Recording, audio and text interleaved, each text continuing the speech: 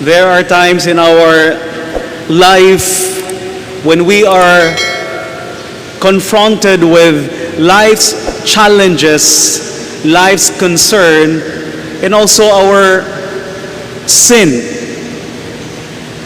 We seek for a respite, a place where we can commune with God, a place where we can rest, a place where we can be who we are with our concerns before God, a place where we seek to hear God's promised assurance.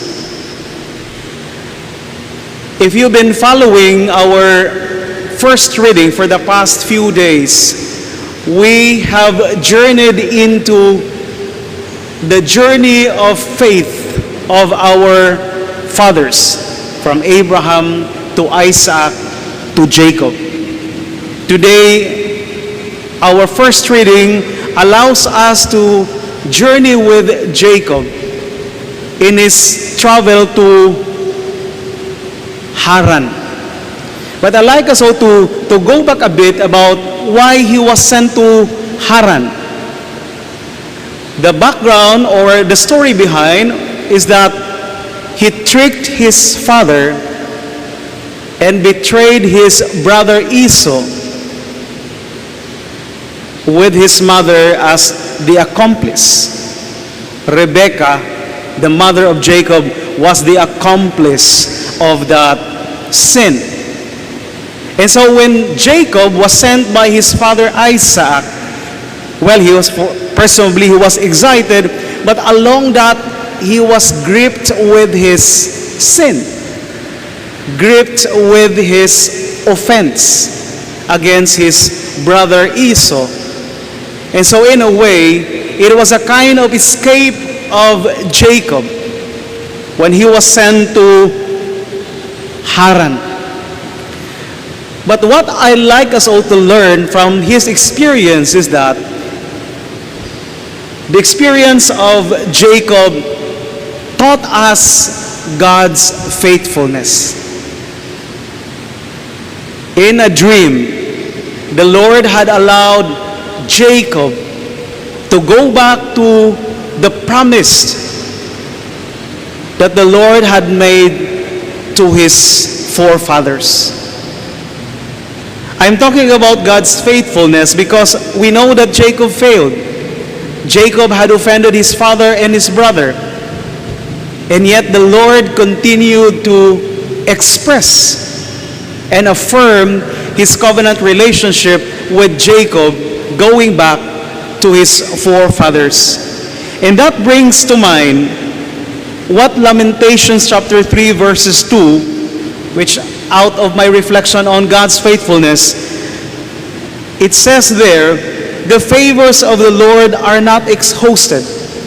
His mercies are not spent. They are new every morning. New every morning. Great is God's faithfulness. And that is true. In the experience of Abraham, in the experience of his father Isaac, and in his own experience, Jacob received the promised assurance and companionship that the Lord, Yahweh, had told Abraham and Isaac. Even if Jacob had committed a grave sin against his father and his brother, yet the God of his ancestors afforded him with a promise of company and protection. Yahweh was saying to Jacob, know that I am with you. I will protect you wherever you go and bring you back to this land. I will never leave you until I have done what I promised you. The journey began with a bad note of betrayal. And yet, the end of the journey of Jacob enabled him to experience the fulfillment of what Yahweh had promised to him and his ancestors. Brothers and sisters, Jacob's experience tells us that God continues to pursue us even at times in our lives we choose to sin, or even if we turn away from Him, God continues to pursue us with His mercy. And that is very affirming, very encouraging to each one of us. God will continue to find and make ways to reach out to each one of us the way He did to Jacob. He met Jacob, He encountered Jacob not with vengeance, but He encountered Jacob with a promised assurance which gave Jacob hope to rise above from his limitations. Jacob received God's promised companionship and protection not because he deserved, not because he merited, but because God is faithful. And so when we experience God's faithfulness, God's goodness in our lives, it's not because we are deserving. It's not because that we deserve. It is because we are privileged. It is because God is faithful.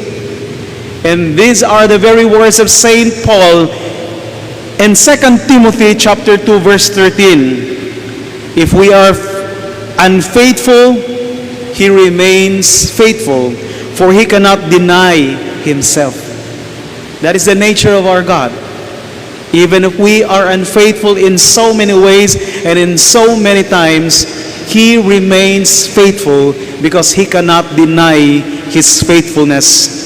So today, brothers and sisters, if you feel unworthy, and if you are consumed with guilt because of sin and because of our human weaknesses, then be comforted with God's faithfulness today. As Jeremiah 31 verse 3 said, I have loved you with an everlasting love. I have drawn you with unfailing kindness. Amen.